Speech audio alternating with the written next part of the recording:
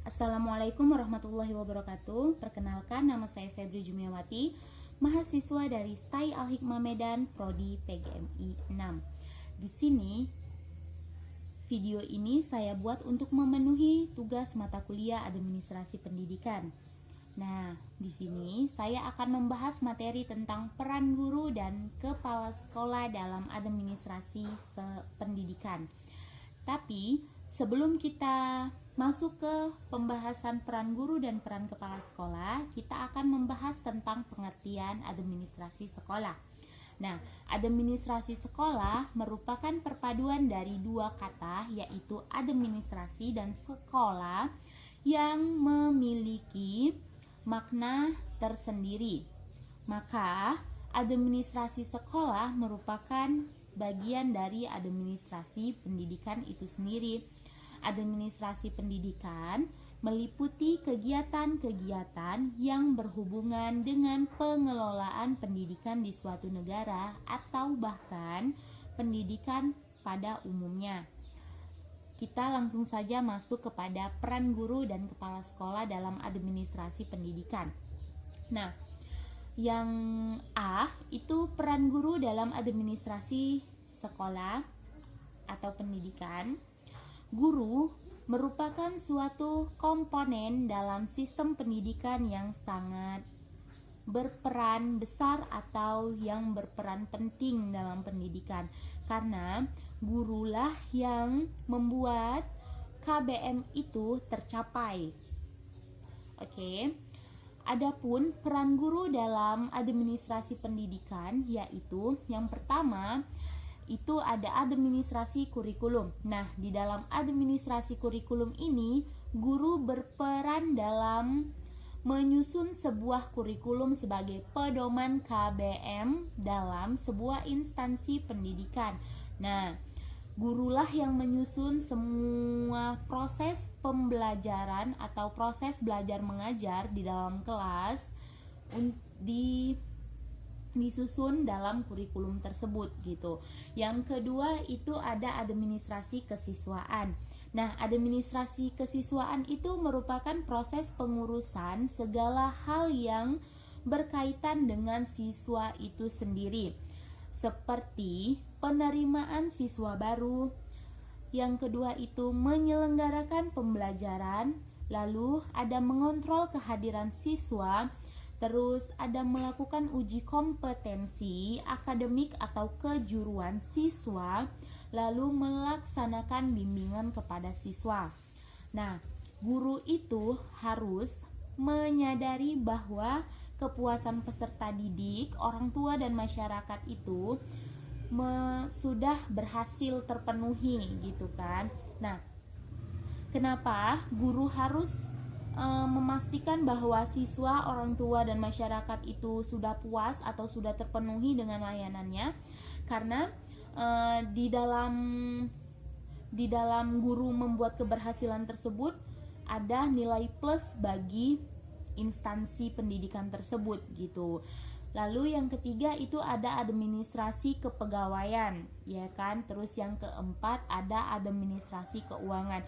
Nah, selain guru membuat kurikulum dan mengatur administrasi kesiswaan, guru juga mengatur administrasi keuangan. Itu seperti TU gitu. Jadi proses pembayaran pendidikan selama sebulan, pembayaran uang ujian atau administrasi keuangan yang lainnya itu kepada pegawai TU gitu. Terus yang kelima itu ada administrasi hubungan sekolah dan masyarakat. Nah, di sini guru itu dituntut dalam berkomunikasi kepada masyarakat. Kenapa guru dituntut berkomunikasi kepada masyarakat?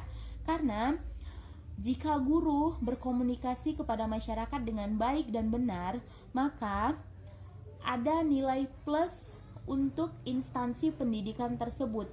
Tapi jika guru tidak memiliki komunikasi yang baik kepada masyarakat, maka nilai minus yang akan didapat oleh instansi pendidikan tersebut gitu. Lalu kita langsung masuk ke peran kepala sekolah dalam administrasi pendidikan. Nah, selain guru yang berperan aktif dan berperan sangat besar kepada administrasi pendidikan tersebut, kepala sekolah juga andil dalam administrasi pendidikan gitu. Nah, peran kepala sekolah dalam administrasi pendidikan itu hampir sama peran guru di dalam administrasi pendidikan.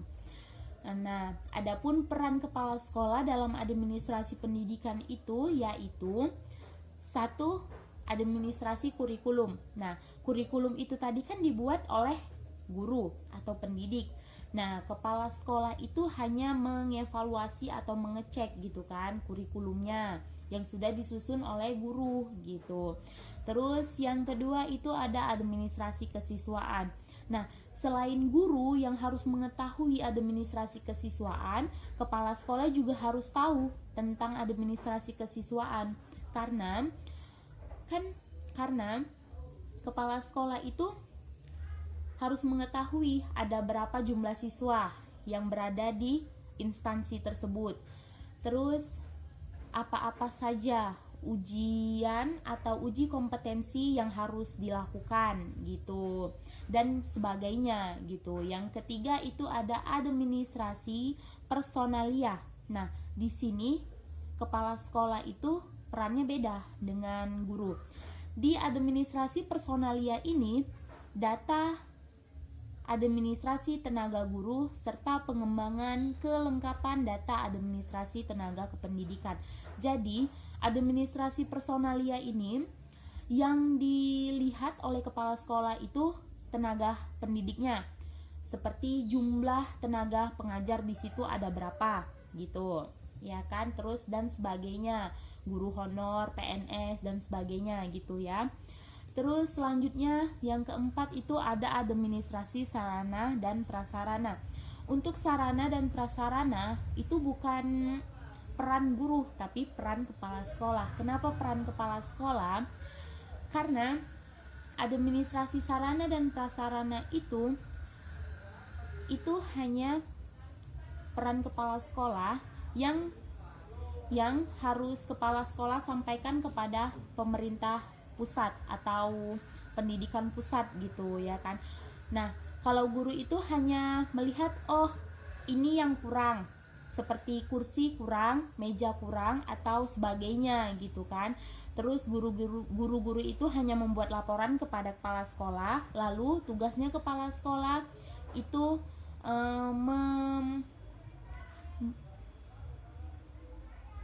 menjelaskan kepada pendidikan atau kepada lembaga pusat gitu, lembaga pendidikan yang di pusat atau pemerintah pusat gitu ya kan. Terus yang terakhir itu ada administrasi keuangan. Nah, di sini peran guru dan peran sekolah juga sama. Kalau guru administrasi keuangannya itu kan perannya di situ mereka yang mengurus keuangan siswa-siswanya gitu kan. Nah, di situ kan yang berperan aktif itu TU ya kan, tata usahanya. Nah, di sini kepala sekolah itu mengatur dan melihat apa-apa saja income-nya, terus pengeluarannya untuk apa saja gitu. Di situ peran kepala sekolah sangat dibutuhkan. Oke.